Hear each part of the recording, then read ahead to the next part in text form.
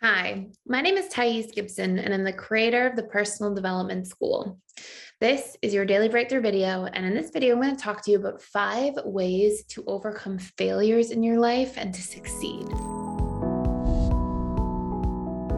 So, the first thing that I really want to share with you is it's really important to audit why you got there. So if there is a failure in your life, please keep in mind failure is just one little piece of a bigger puzzle. It's like you can look at one piece of that puzzle and you can say, this is the whole puzzle, but it's just not accurate. Like we're going to go through many little failures in life all the time, but we don't know yet what the whole grand picture of our life is going to be built out to be. And we can turn this sort of grand scheme of everything into a beautiful puzzle if we choose to learn from our failures and to get back up and to not really judge ourselves so harshly, but to learn to introspect intensively. So beating ourselves up and going, oh, I'm not good enough, I'm a failure, all these different things, that doesn't serve. But taking accountability and responsibility for our lives by looking at what didn't go the way we wanted it to and going, okay, what caused that? What were the root causes? What brought us to that place? The moment I failed, what were my fears driving that failure? What were the unmet needs in my life? What were the patterns that were showing up for me that I maybe wasn't paying attention to, or the red flags I didn't look at? Like what was going on? And how can I work on breaking through those patterns so that I can create change long term? And if we are able to do that and really introspect about failures and give them meaning in terms of like introspection instead of self-judgment, we're going to give a lot less emotional energy to basically nothing by just beating ourselves up, and a lot more emotional energy and thought energy and mental energy in general into being part of a solution, into like picking ourselves up and driving forward. Number 2, we want to be able to have a solution-oriented mindset that's backed by strategies. Okay. So what this means is once we've audited from step number 1, sort of what got us to this point, we can't just be like, okay, great, now I know. We have to say, okay, great, now I know. And how do I execute creating a change? And so this really means if we realize that, you know what, I failed at this thing because I was rushing. I was rushing through and I was so focused on the solution that I didn't pay enough attention to the details. Then you can't just say, okay, great, I learned that. You say, okay, what are some strategies I can put together to execute change next time? What are boundaries I need to have? Or what are some things to like really implement when it comes to setting goals? Maybe I need to start extending my timelines instead of piling everything on my plate at once. Like, what are the things that I can actually do that become actionable so that I can begin to create the changes that I would like to see, and I can disrupt the patterns that might have led to the failure to begin with.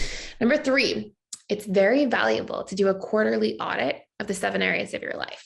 Okay. So audits really, I think some important things to include are strengths, weaknesses, healthy habits versus unhealthy habits, and how I'm showing up as a person to communicate, to set boundaries, and to participate in interpersonal relationships, because relationships touch every other area of our lives. We have relationships in the workplace, we have friendships, we have family relationships, we have romantic relationships, we have a relationship to our finances. Everything is a relationship at the end of the day. And so we want to be able to recognize how much interpersonal relationships spill into everything, and how much just everything that we are doing in each area of life, literally, we have a relationship to, sort of under the same umbrella there.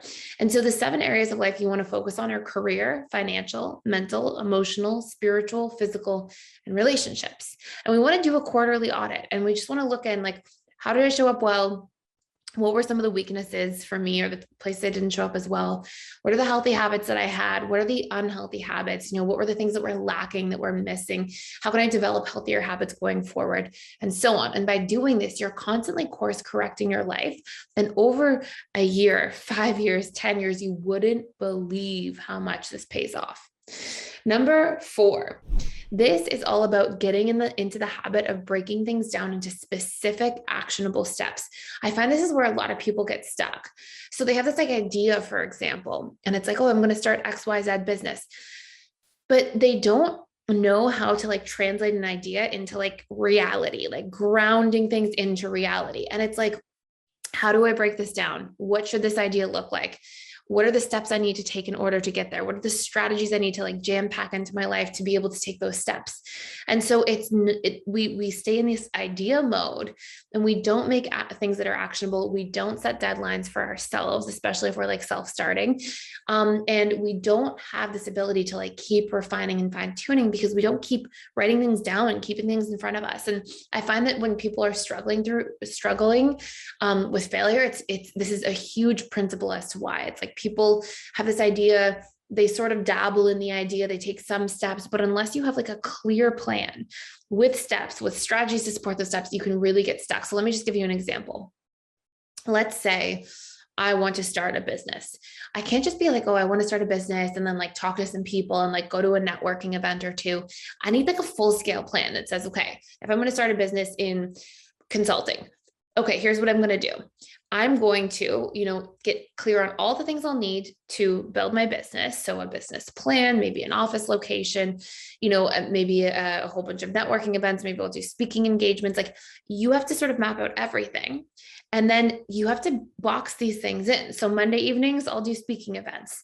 Tuesday evenings, I'll go to networking events. Wednesday evenings, I will do X, Y, Z. Thursday evenings, and you have to have everything mapped out. And so that they're actually time boxed into like, here's what I'll do. And then once you have them time boxed into the steps you need to feed into getting out of your full-time job and starting a business, you then need to be able to put together some useful strategies. So like, while I'm at the networking event, how will I show up? Will I have an elevator pitch for people? Will I give out business cards? What are my strategies to drive that going forward? And this is extremely, extremely important. And then number 5, we have to learn to motivate ourselves at the subconscious level. If we just have conscious goals, our subconscious mind will always be like this tailwind we experience where we're trying to take steps forward and our subconscious mind keeps pulling us back. And that's because the conscious mind cannot outwill or overpower the subconscious mind. So it's going to be of the utmost importance that you learn to like literally implant these goals you have at the subconscious level. And there's some really powerful tools for doing this. One of the first things you can remember at a high level is the more emotion you have linked to a goal, the more likely it is to imprint your subconscious. It's a powerful tool or sort of tip more than a tool for reprogramming. And if you want to do a much deeper dive into reprogramming your subconscious, I have a full-length course in a tremendous amount of detail with 21 major tools you can use to reprogram your subconscious. It comes with healthy habits, a big workbook, a checklist, all that good stuff. You can check it out for free for 7 days by clicking the link in the description box below that will give you an access to all of our courses inside the members lounge, inside the school. And you can check out that course first if that's where you want to get started.